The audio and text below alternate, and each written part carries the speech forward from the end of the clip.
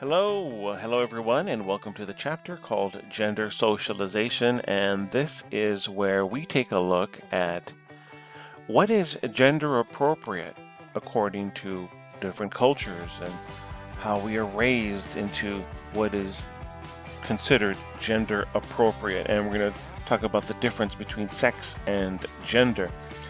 Here we see Ronda Rousey, MMA, women's MMA is now very popular. And here we see a woman that is a surfing champion, and she's training to hold her breath under the water. You think you have problems? Try being a male ladybug. Alright, let's write down sex. Sex equals it's the biological, it is the physical, it is nature. That's what we're talking about. Sex is only the physical component of a person, the actual being, okay? The body. That's what we're talking about. The body of a person. Now, that is the sex. Now, gender, on the other hand, gender is cultural. It's learned. It is nurture. Sex is nature. Gender is nurture. What is gender appropriate? It depends on the country. It depends on the culture. It depends on even the state. We're going to go over a few examples of what is gender appropriate in each of the following different scenarios. Okay, so one thing I want you to keep in mind is boys will still play fighting. I'm not saying that the only reason they fight is because that's what they're taught. No, that's not true. It's natural. And girls will still play house. That is natural. I'm not saying that, the only reason girls play house is because that's what they're taught. No, that's not the case at all. Well, what I do want you to write down and know is that gender roles are socially constructed, meaning what is gender appropriate depends on the different countries, states, cultures, different locations around the world. So let's look at some examples. This is just a fun quiz. We're not grading this or anything. Wears makeup and jewelry and colorful clothing. Of course, here we have an example of the following, but different cultures, the men have to get dressed up, and here we have a dance. This is the Wadabi. They're a nomadic tribe in Africa. And they do this dance where they bob their head back and forth. It's called the Gear Wall. It's a festival where the women choose the men. So make sure you know this. This is an example of a gender role being socially constructed. In that culture, the men get dressed up, and the men stand in line, and the men do a dance, and the women get to pick. That's what we mean by gender roles are socially constructed. Here we have some more pictures of the Gear Wall Festival. Okay, interesting.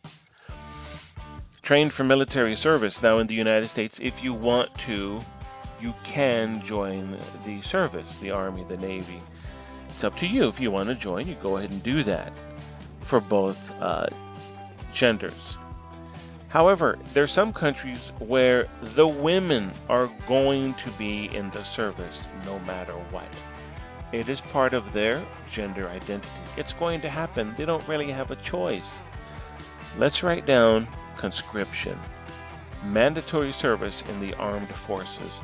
And some countries make it mandatory that the women are going to be in the service. China and Israel, North Korea are a few examples of that. So, again, another example of gender roles being socially constructed. Very good. Now, let's take a look. It says, wears brightly colored pastels, a mini top, and skin-tight bottoms. Here's Jessica Simpson. I think this is from the movie The Dukes of Hazzard. But actually, there's a country called Mongolia, and this is what the wrestlers wear. And if you're a wrestler, this is what you're going to wear. It's called the Nadam. It's a Mongolian festival. And the wrestlers participate. This is what they wear. Ironically, the women, they do archery, but they're all covered up. The men are the ones that are more showing the figure. Works on construction sites carrying heavy tools, carrying heavy loads without machinery or tools. Men work in construction, but in India, if you're part of the low caste, if your family was part of the low caste, which is like a social structure, you're going to do manual labor. You don't have a choice. Affectionate greetings from the same sex.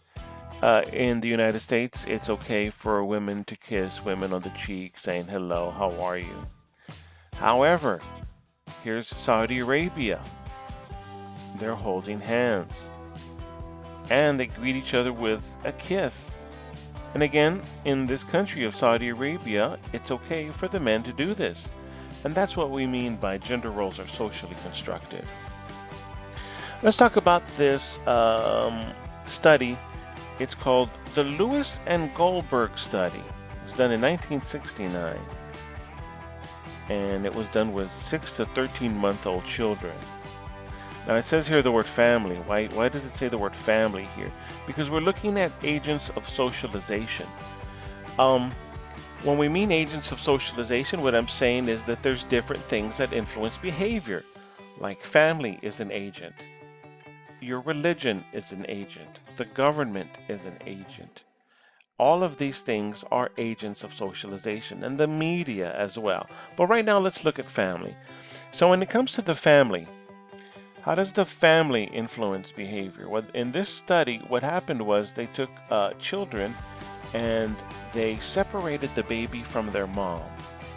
And what they said was they wanted to see the children play. And what they didn't tell the moms is what they were actually studying is how do the moms treat the sons versus how do the moms treat their daughters. That's what they were really looking at. But they said it was an experiment on play. And they discovered that the moms treat the sons different than the moms treat the daughter. For example, what they discovered was, let's write down, mothers encourage their daughters to be dependent. And they teach the boys to be independent. So even though they were observing, they didn't tell what they were secretly looking at, which was actually very smart. That way they could look at how the daughters are treated compared to how the sons. And you might have seen this in your own house. Maybe the boys have to do less work around the house. Maybe the boys have to do more outside work around the house. It depends on what's going on in your family. In my family, I didn't have to do the laundry because my grandmother said, "Don't worry about it, I'll do the laundry." And it took me a long time. Rodriguez, laundry story. Now this story is simply saying that my grandmother said, "Hey, you don't have to do the laundry, don't worry about it." So I didn't worry about it. And I didn't learn how to do laundry until I was way older. Why didn't I learn until I was already an adult? Well, because my grandmother didn't think it was important for me to learn, because she was going to take care of it. So also make sure you know the laundry story. My mother, which is family, my grandmother I should say, my grandmother didn't emphasize that I had to learn how to do laundry.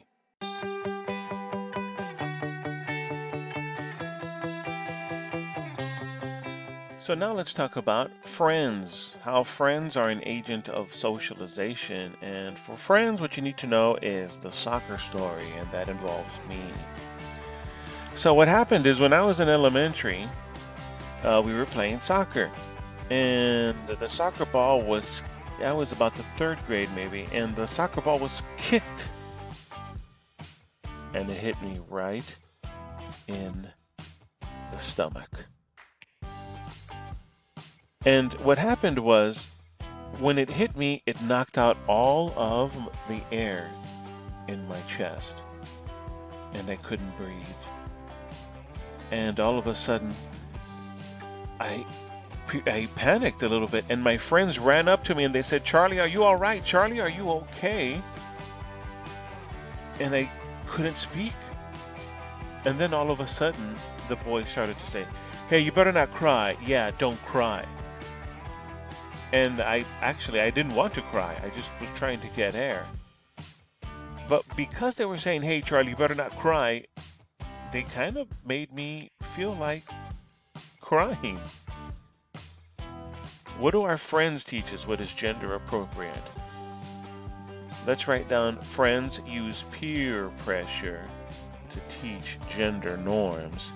And we'll all write down the soccer story. The soccer story is an example of how friends use peer pressure to teach us what is gender appropriate.